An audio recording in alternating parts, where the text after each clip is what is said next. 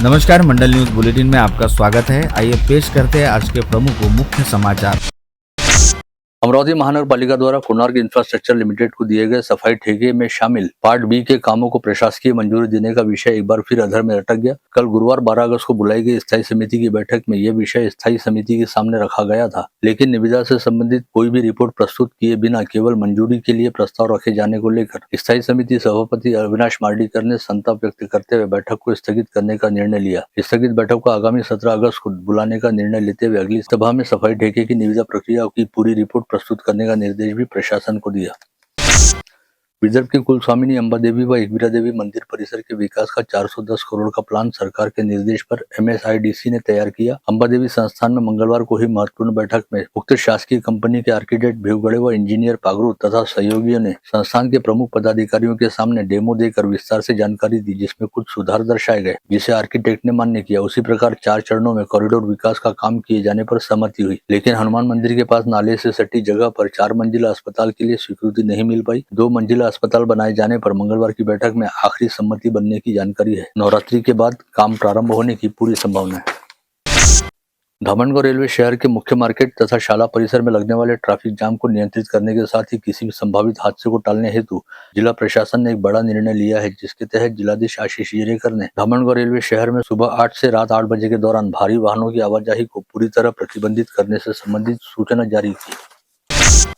अमरावती में स्वाधीनता दिवस का मुख्य कार्यक्रम विभागीय आयुक्त कार्यालय में होगा, जहां प्रदेश शासन के शालेय शिक्षा मंत्री दादाजी भुसे विभागीय आयुक्त नैना गुंडे की उपस्थिति में राष्ट्रध्वज फहराएंगे। यह कार्यक्रम शनिवार 15 अगस्त को सुबह 9:05 पर होगा।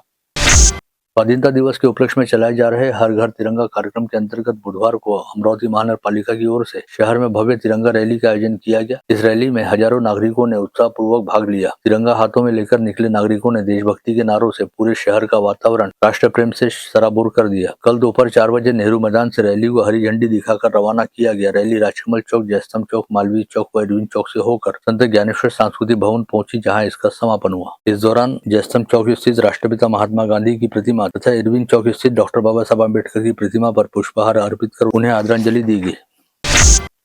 गत रोज भारतीय जनता पार्टी की शहर कार्यकारिणी द्वारा भी अमरावती शहर में भव्य तिरंगा यात्रा का आयोजन किया गया, जिसमें भाजपा कार्यकर्ताओं और पदाधिकारियों ने सहभागी होकर तिरंगे का सम्मान किया। यह रैली राजकमल चौक से 5:30 बजे शुरू हुई। इस समय शहराध्यक्ष नितिन धांडे के नेतृत्व में छत्रपति पुरस्कार प्राप्त खिलाड़ियों का शॉल व पुष्पगुच्छ देकर सम्मान किया गया।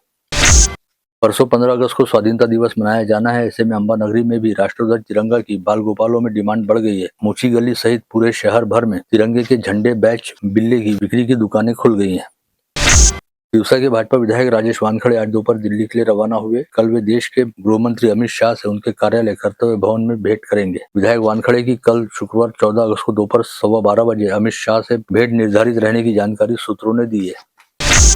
अंजनगांव सुरजी शहर में वर्ष 2011 से पहले से अतिक्रमण कर रहे पात्र नागरिकों को नियमानुसार नियमित कर राहत देने के उद्देश्य से विधायक गजानन लौटे ने नगर परिषद में विशेष समीक्षा बैठक आयोजित की। पालिका सभागार में हुई बैठक में अतिक्रमण नियमितीकरण के साथ शहर की मूलभूत सुविधाओं व विभिन्न विकास कामों की विस्तृत समीक्षा की गई।